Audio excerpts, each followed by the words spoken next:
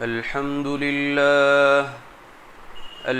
لله نحمده ونستعينه ونستغفره ونؤمن به ونتوكل عليه ونعوذ بالله من شرور أنفسنا ومن سيئات أعمالنا من يهده الله فلا مضل له ومن يضلله فلا هادي له ونشهد أن لا إله إلا الله وحده لا شريك له ونشهد أن سيدنا ومولانا محمدا عبده ورسوله صلى الله عليه وعلى آله وأصحابه وبارك وسلم تسليما كثيرا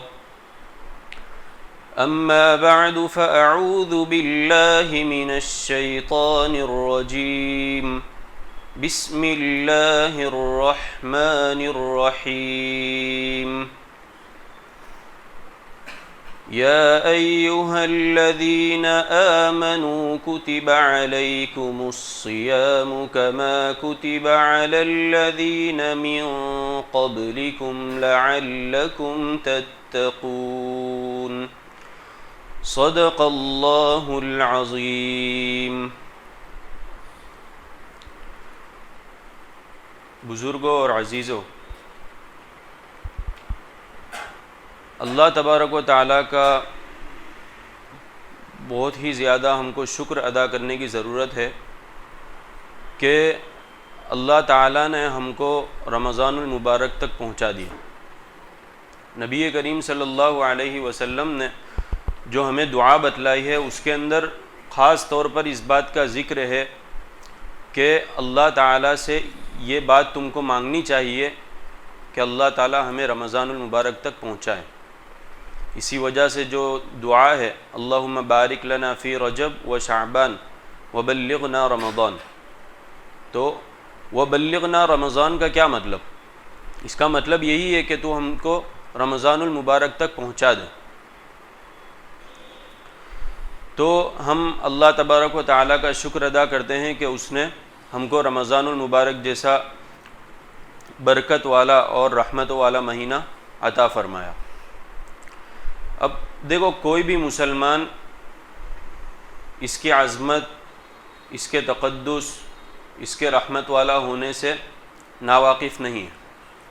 ہر مسلمان جانتا ہے کہ یہ مہینہ جو ہے وہ برکتوں والا مہینہ ہے، لیکن عام طور سے جو بات سمجھی جاتی ہے، لوگ جو سمجھتے ہیں وہ یہ ہے کہ رمضان المبارک کی خصوصیت صرف دو چیزوں میں، رمضان المبارک کی جو خصوصیت ہے وہ صرف کتنی چیزوں میں؟ دو چیزوں میں۔ ایک تو یہ کہ دن میں روزہ رکھنا، اور دوسری یہ کہ رات کے اندر تراویح پڑھنا۔ تو ہم لوگوں نے رمضان المبارک کی جو خصوصیت ہے اس کو صرف دو چیزوں میں منحصر کر کے رکھ دیا کہ دن میں روزہ رکھو اور رات کو تراویح پڑھو۔ یہ پکی بات ہے کہ یہ دونوں جو عبادتیں ہیں وہ اس مہینے کی اہم عبادتیں ہیں۔ روزہ رکھنا اور تراویح کا پڑھنا یہ اس مہینے کی اہم عبادت ہے، لیکن اتنے کے اوپر بس نہیں ہوتا کہ صرف دن کے اندر روزہ رکھ لیا اور رات میں تراویح پڑھ لی، اتنے کے اوپر بس نہیں۔ دیکھو، اللہ تبارک و تعالیٰ نے قرآن کریم میں صاف ارشاد فرمایا کہ وَمَا خَلَقْتُ الْجِنَّ وَالْإِنسَ إِلَّا لِيَعْبُدُونَ، کہ ہم نے انسان اور جنات کو محض اس وجہ سے پیدا کیا کہ وہ میری عبادت کریں۔ تو دیکھو، ہمارا یعنی مکلف جو ذات ہے وہ دو ہی ہے، ایک انسان ہے اور ایک جنات۔ تو ان دونوں کو پیدا کرنے کا مقصد کیا ہے؟ تو وہ صرف اللہ تبارک و تعالیٰ نے بتلایا کہ صرف میری عبادت کرنا ہے۔ وَمَا خَلَقْتُ الْجِنَّ وَالْإِنسَ إِلَّا لِيَعْبُدُونَ۔ دیکھو، عربی زبان کا قاعدہ ہے کہ شروع کے اندر جب نفی آ جائے، یعنی نہ کے اندر کوئی بات کہہ دی جائے اور اس کے اندر سے پھر کوئی چیز الگ سے بیان کر دی جائے، تو اس کے اندر حصر یعنی پختگی اور تاکید پیدا ہوتی ہے. تو وما خلقت الجن والانس، ہم نے نہیں پیدا کیا انسان اور جنات کو، یعنی وما خلقت، میں نے پیدا نہیں کیا، الجن والانس، جنات اور انسان کو، الا لیعبدون، مگر اس وجہ سے کہ وہ میری عبادت کریں. تو دیکھو اس آیت کے اندر اللہ تبارک و تعالیٰ نے ہماری تخلیق یعنی ہماری جو پیدائش ہوئی ہے اس کا مقصد جو بیان کیا ہے وہ کیا ہے؟ صرف اور صرف اللہ تعالیٰ کی عبادت کرنا. اب سوال ہوتا ہے کہ اللہ تبارک و تعالیٰ کو صرف اپنی عبادت ہی کروانی تھی، تو فرشتے تو یہ کام پہلے سے کر رہے ہیں. ظاہر ہے کہ انسان سے پہلے فرشتوں کا وجود ہو چکا، تو فرشتے جو ہے وہ تو ہمہ دم ہر وقت صرف ان کا کام ہی ایک ہے کہ اللہ تبارک و تعالیٰ کی عبادت کریں، اس کے علاوہ ان کا کوئی کام نہیں. تو سوال ہوتا ہے کہ صرف اللہ تبارک و تعالیٰ کو اپنی عبادت ہی کروانی تھی تو پھر انسانوں کو پیدا کیوں کیا؟ مقصد صرف اللہ تعالیٰ کی عبادت ہے تو فرشتے تو پہلے سے یہ کام کر رہے ہیں. یہی وجہ ہے کہ جب اللہ تبارک و تعالیٰ نے حضرت آدم علیہ السلام کو پیدا فرمانے کا ارادہ کیا تو فرشتوں سے کہا اللہ تبارک و تعالیٰ نے کہ میں ایک نئی مخلوق پیدا کرنے والا ہوں. تو فرشتوں نے یہی کہا تھا کہ کیا آپ ایک ایسی ذات کو پیدا کریں گے جو زمین کے اندر فساد مچائے گی، جو زمین کے اندر خون بہائے گی، اور جہاں تک عبادت کا تعلق ہے تو وہ تو ہم کر رہے ہیں. تو اصل آج کے زمانے میں بھی بہت سے لوگوں کو یہی اعتراض ہوتا ہے کہ جب اللہ تبارک و تعالیٰ کہتے ہیں کہ تمہاری تخلیق یعنی تمہاری پیدائش کا مقصد صرف میری عبادت ہے، تو اس کی تو یہ وجہ نہیں ہو سکتی کہ انسانوں کو پیدا کیا جائے، اس لیے کہ یہ کام تو پہلے سے ہو رہا تھا. تو اس کے اندر اصل بات یہ ہے کہ دیکھو فرشتوں کی عبادت جو ہے اس کے اندر کوئی کمال نہیں ہے. فرشتے جو اللہ تبارک و تعالیٰ کی عبادت کرتے ہیں اس کے اندر ان کا کوئی کمال نہیں ہے، اس لیے کہ ان کے اندر یہ صلاحیت ہی نہیں ہے کہ وہ اللہ تبارک و تعالیٰ کی عبادت کو چھوڑیں. ان کے اندر اس بات کی صلاحیت ہی موجود نہیں ہے. یعنی وہ اگر یہ سوچے بھی کہ ہمیں اللہ تبارک و تعالیٰ کی عبادت نہیں کرنی تب بھی ان سے یہ کام ہو ہی نہیں سکتا. جب ان کی بناوٹ ہی اس طرح کی ہے اور جب ان کے اندر گناہ کرنے کا مادہ ہی نہیں ہے تو پھر جو ان کی عبادات ہوگی تو اس کے اوپر اجر و ثواب جو ہے وہ مرتب نہیں ہوتا. یعنی جو ہم کو اللہ تبارک و تعالیٰ نیک کام کے عوض میں اچھا بدلہ دیں گے اور دنیا کے اندر بھی جو اللہ تعالیٰ عطا فرماتے ہیں تو اس کی وجہ یہی ہے کہ ہمارے اندر ہر چیز کی قدرت موجود ہے، اس کے باوجود صرف ہم اللہ تبارک و تعالیٰ کے خوف کی وجہ سے گناہوں سے بچتے ہیں، اس کے اوپر اجر و ثواب مرتب ہوتا ہے. فرشتوں کے اندر جب یہ چیز موجود نہیں تو ان کی عبادت جو ہے اس کے اوپر اجر و ثواب بھی مرتب نہیں ہوگا، اسی وجہ سے ان کو جنت نہیں ملے گی. تو اصل بات یہی ہے کہ ہر چیز ہمارے پاس موجود ہو، اسی وجہ سے اللہ تبارک و تعالیٰ نے کہا کہ یہ ایسی مخلوق ہوگی کہ ان کو کھانے کی بھی حاجت ہوگی، پینے کی بھی حاجت ہوگی، اور خواہشات نفسانیہ جو ہے وہ بھی ان کے اندر موجود ہوگی، لیکن وہ ان تمام کے اوپر قدرت بھی رکھتے ہوں گے. لیکن جب ہم حکم کر دیں گے تو کہ تم ان کاموں سے رک جاؤ تو محض یہ اس وجہ سے کہ ہم ان کو دیکھ رہے ہیں، ہم ان کے خالق ہیں، صرف اس تصور سے وہ ان تمام کاموں کو چھوڑ دیں گے. تو ہر چیز کی قدرت کے ہوتے ہوئے بھی صرف اللہ تبارک و تعالیٰ کی رضا کی خاطر اور اسی کے تصور کی خاطر ہم گناہوں کو چھوڑ دیں تو یہ اصل کمال ہے. حضرت یوسف علیہ السلام کا جو واقعہ اللہ تبارک و تعالیٰ نے قرآن کریم کے اندر ارشاد فرمایا اور اس کو کیا کہا؟ بہترین قصہ کہا.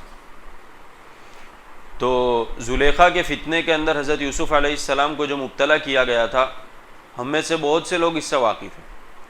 تو دیکھو اس کے اندر اللہ تبارک و تعالیٰ نے اپنے کلام سے فرمایا کہ وَلَقَدْ هَمَّتْ بِهِ وَهَمَّ بِهَا، یعنی جب زلیخا نے حضرت یوسف علیہ السلام کو گناہ کی دعوت دی تو وَلَقَدْ هَمَّتْ بِهِ، زلیخا نے بھی حضرت یوسف علیہ السلام کا ارادہ کیا، یعنی اس نے بھی گناہ کی دعوت دی. وَهَمَّ بِهَا، اور حضرت یوسف علیہ السلام جو ہے ان کے دل کے اندر بھی گناہ کا داعیہ موجود تھا. بہت سے لوگ اس کی وجہ سے حضرت یوسف علیہ السلام کو نشانہ بناتے ہیں اور کہتے ہیں کہ یہ کیسے نبی ہے کہ ان کو بھی گناہ کا داعیہ پیدا ہو گیا. ارے بھائی اصل کمال ہی یہ ہے, اگر دل کے اندر گناہ کا داعیہ پیدا ہی نہ ہوتا تو ہزاروں زلیخائیں بلاتی, کوئی فرق پڑنے والا نہیں تھا. لیکن دل کے اندر گناہ کا داعیہ موجود تھا اور اس کے باوجود حضرت یوسف علیہ السلام نے محض اللہ تبارک و تعالیٰ کی خاطر اس گناہ سے اپنے آپ کو بچا لیا. تو تمام چیزوں کے موجود ہوتے ہوئے بھی صرف اللہ کے خوف سے گناہ سے بچ جانا, یہ اصل کمال ہے. اکبر الہ آبادی رحمۃ اللہ علیہ کا ایک شعر ہے کہ وقت پیری گرگ ظالم می شود پرہیزگار, وقت پیری گرگ ظالم می شود پرہیزگار, در جوانی توبہ کردن شیوہ پیغمبری. فارسی زبان کا یہ شعر ہے. وقت پیری یعنی بڑھاپے کا وقت, اور گرگ کہتے ہیں بھیڑیے کو, ظالم بھیڑیا. می شود پرہیزگار یعنی بڑھاپے کے اندر تو ظالم بھیڑیا جو ہوتا ہے وہ بھی پرہیزگار ہو جاتا ہے. کیا مطلب؟ بھائی بھیڑیا جو ہے وہ بوڑھا ہو گیا, اس کے اندر اب شکار کرنے کی طاقت نہیں رہی, تو اب وہ بھی بکریوں کا شکار نہیں کرتا اور کوئی شکار نہیں کرتا, بس ایک جگہ کے اوپر پڑا رہتا ہے. آگے کہتے ہیں کہ در جوانی توبہ کردن شیوہ پیغمبریست, جوانی کے اندر توبہ کرنا یہ پیغمبروں کا شیوا ہے. تو دیکھو جب گناہ کرنے کی صلاحیت موجود ہی نہ ہو اس وقت گناہ سے بچنا, تو اس کے اندر کوئی کمال نہیں. جیسا کہ ایک نابینا شخص ہے کہ اس کو کوئی چیز نظر ہی نہیں آتی, تو اس نے پوری زندگی کے اندر کسی نامحرم کے اوپر نظر نہیں اٹھائی, پوری زندگی کبھی ٹی وی نہیں دیکھا, ہر وہ جگہ جہاں پر اللہ تبارک و تعالیٰ نے دیکھنے سے منع کیا ہے ان میں سے کسی جگہ پر بھی اس نے نظر نہیں کی. اور ایک ایسا شخص ہے جس کی بینائی بالکل صحیح سالم ہے, اس کو سب کچھ نظر آتا ہے, اس کے باوجود اس نے اپنی پوری زندگی کسی نامحرم کے اوپر نظر نہیں اٹھائی, کبھی ٹی وی نہیں دیکھا, کبھی موبائل میں غلط چیزیں نہیں دیکھی. تو دیکھو دونوں کے اندر عبادت تو یکساں ہے کہ جن کاموں سے اللہ تعالیٰ نے بچنے کا حکم دیا تھا اس سے دونوں بچے ہیں, لیکن دونوں کے اندر زمین آسمان کا فرق ہے کہ پہلا جو نابینا ہے اس کے اس بچنے کے اندر کوئی کمال نہیں ہے, لیکن یہ جو دوسرا شخص ہے اس کے بچنے کے اندر کمال ہے.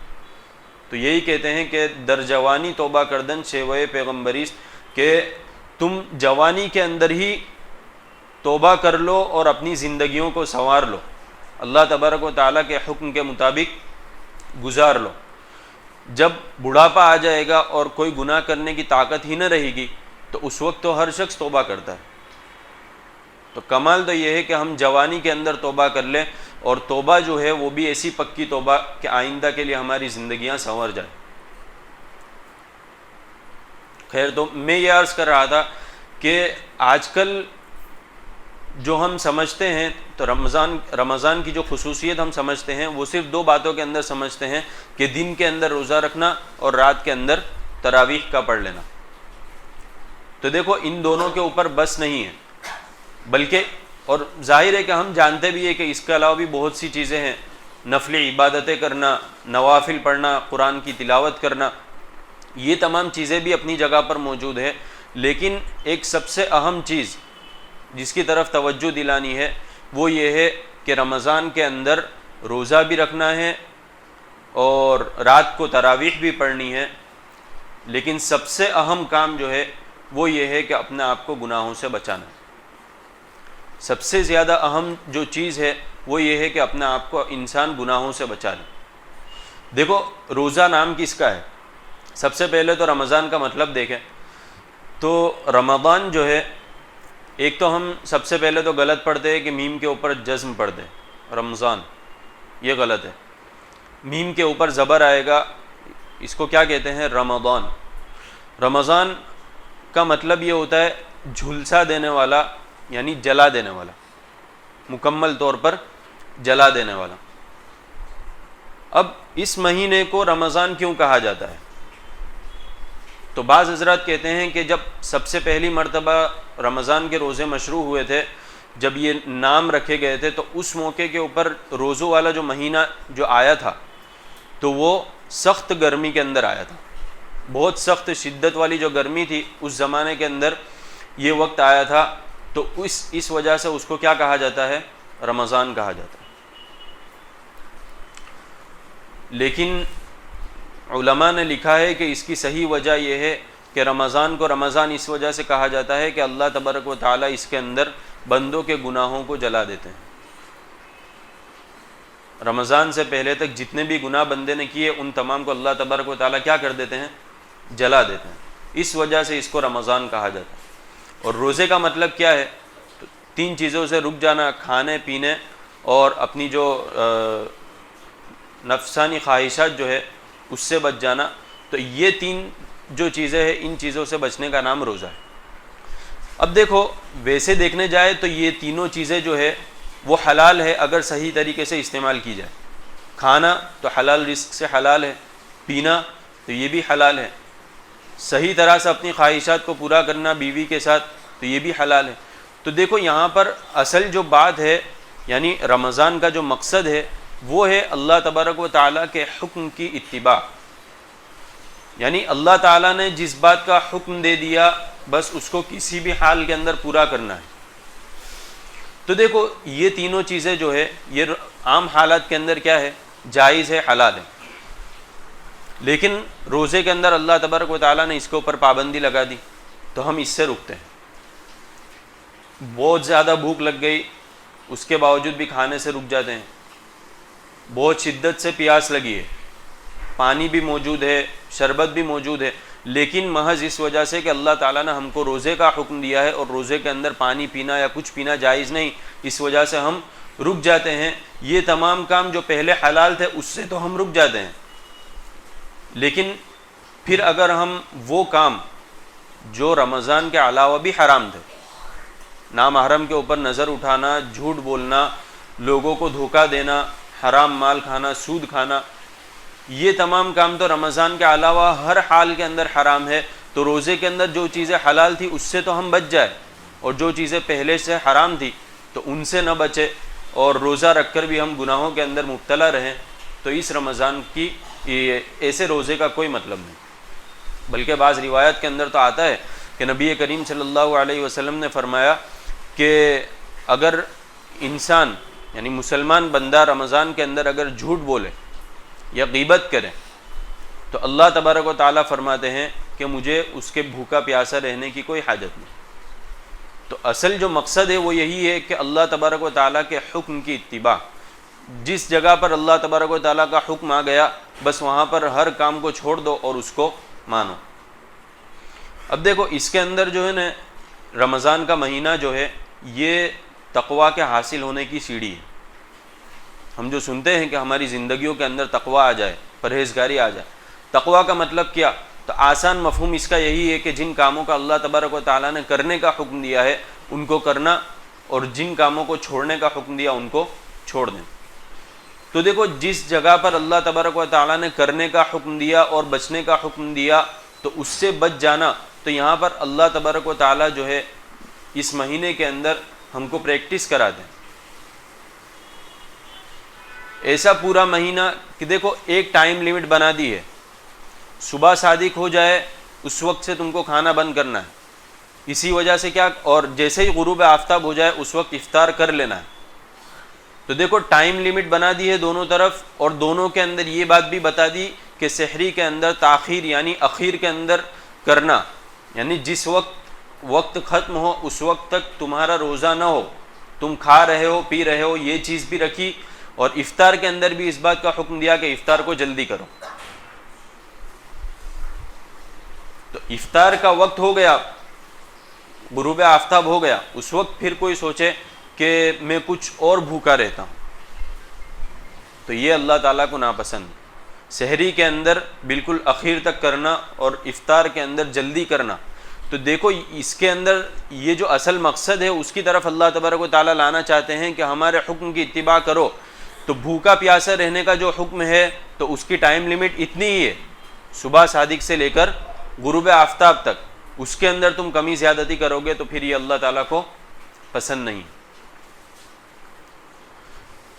تو ہم کو چاہیے کہ ہم رمضان المبارک کو اچھی طرح سے گزاریں، اور سب سے اہم بات جو بتائی گئی وہ یہی ہے کہ روزہ جو ہے، یعنی رمضان کا مہینہ جو ہے، اس کی خصوصیت صرف دو چیزوں کے اندر، یعنی روزہ رکھنے اور تراویح پڑھنے کے اندر نہیں، بلکہ یہ تو پورا مہینہ جو ہے یہ، یعنی ہمارے دلوں کے اندر 11 مہینے تک ہم کیا کرتے ہیں؟